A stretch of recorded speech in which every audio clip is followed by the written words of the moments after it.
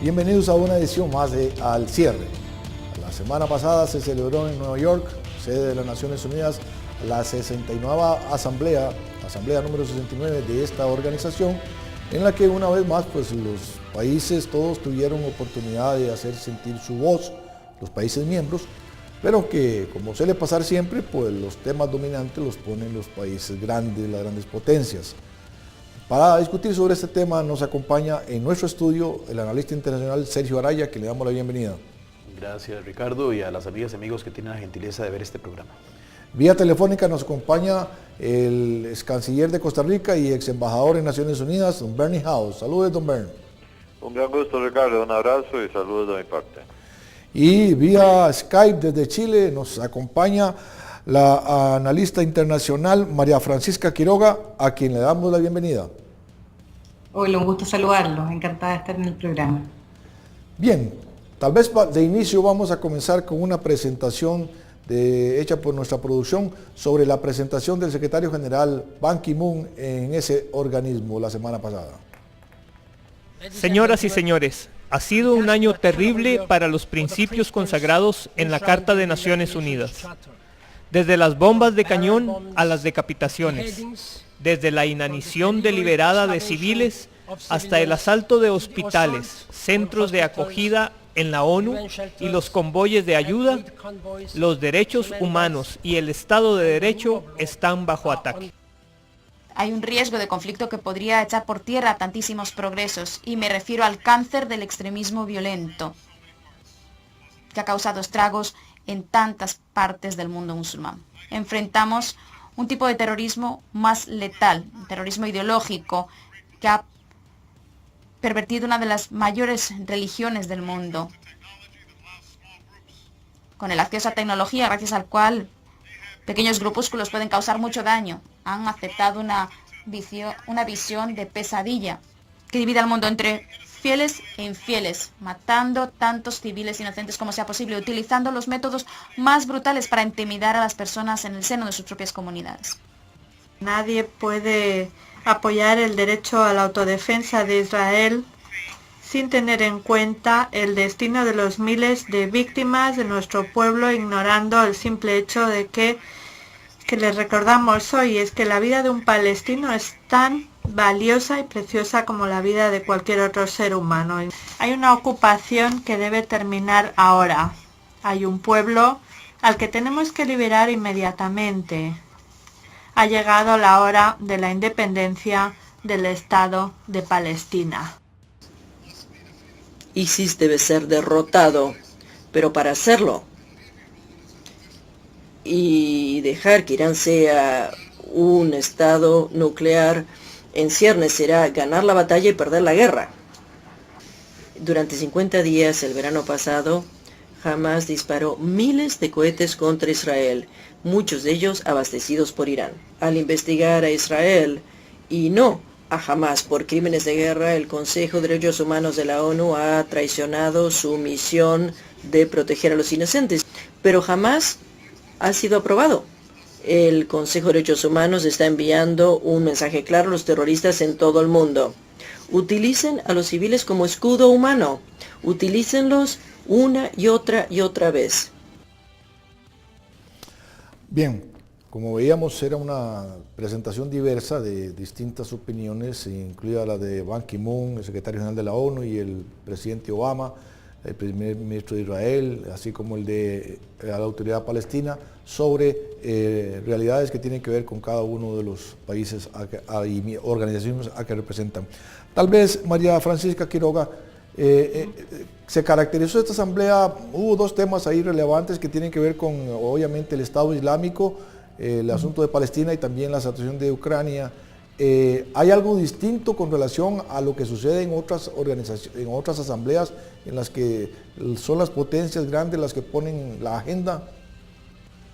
En esta asamblea hemos visto claramente que es un año complejo, hay redefiniciones políticas, estamos con los conflictos territoriales, de carácter étnico, religioso, hay una redefinición respecto a cómo se están moviendo el mundo, y ahí vemos claramente que las potencias siguen siendo actores estratégicos. Estados Unidos, por un lado, Unión Europea, y por otro lado, obviamente Rusia, que emerge este año como un actor muy significativo en el marco de la crisis de Ucrania, y eso construye estas discusiones de los buenos, los malos, y se arma todas las polarizaciones ideológicas que hemos visto.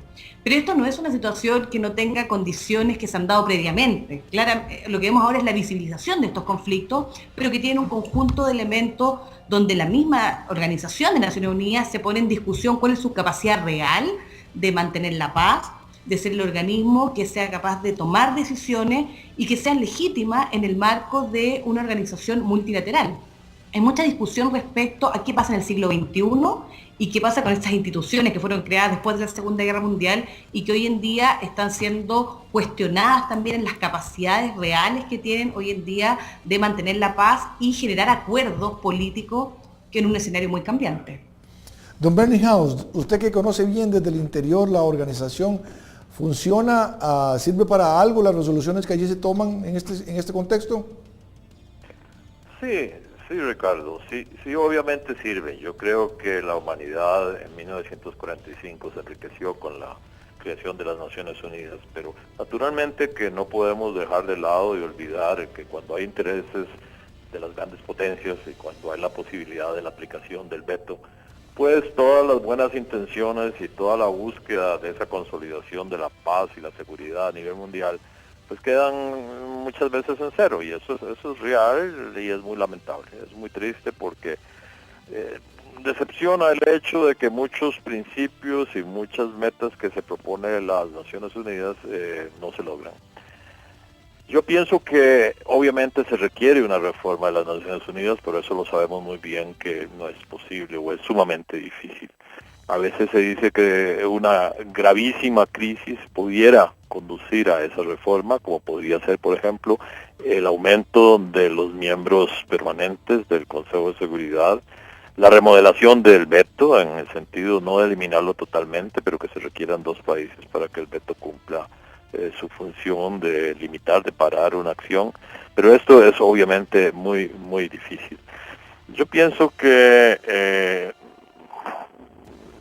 es cierto que este año ha sido un año muy difícil y han surgido algunos aspectos especialmente graves.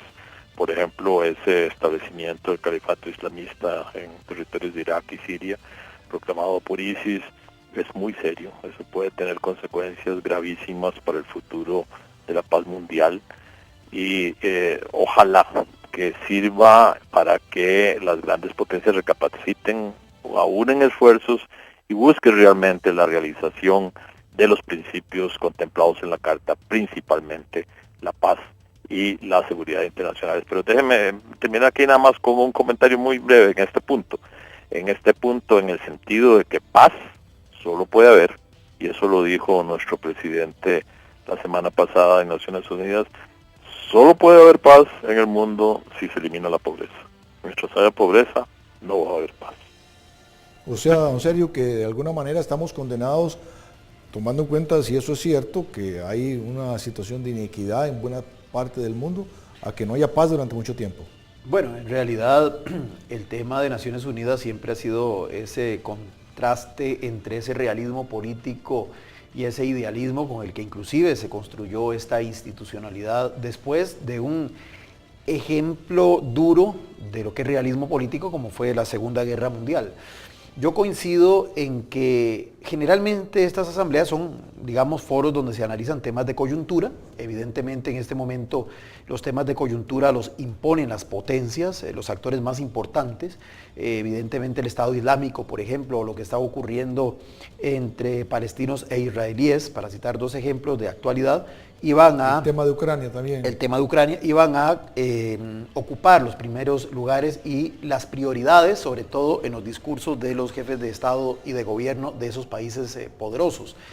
Pero, como decía la analista desde Chile, hay como un eje transversal la posibilidad de que cada vez que se discuten temas de coyuntura se puedan ver asuntos de orden estructural, aunque tratados muy tangencialmente. Ya don Beren también lo especificaba. Existe, y creo que existe entre la comunidad internacional, el deseo o la añoranza de que Naciones Unidas tiene que buscar algún tipo de transformación, que tiene que adecuarse a las realidades de un mundo que es totalmente distinto al que la vio nacer. Pero aquí es donde viene el tema, y por eso coincido con el ex canciller de Costa Rica. Creo que todos tienen esa idea de que hay que transformar Naciones Unidas, más la forma, el sentido que esa transformación tiene que adquirir ya en términos concretos, sí nos distancia. Y evidentemente ahí va a generarse muy probablemente un predominio, como ha sido histórico, de los países más poderosos, y son los que le podrían imprimir el sello de la transformación que finalmente Naciones Unidas vaya a tener. Sobre ese tema vamos a continuar en nuestro próximo bloque. Vamos a un corte comercial y regresamos en esta edición de Al Cierre.